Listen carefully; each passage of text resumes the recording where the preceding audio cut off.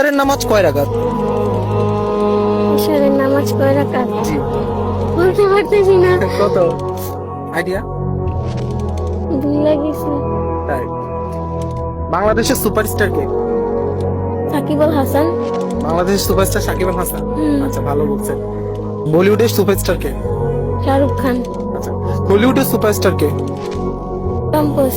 আচ্ছা, তাহলে এশার নামাজ কয় রাকাত?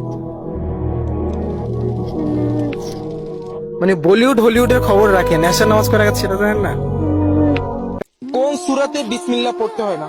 সূরা তাওবা। সরি? সূরা তাওবা। মাশাআল্লাহ। কোরআন শরীফে সর্বমোট সূরা কয়টি?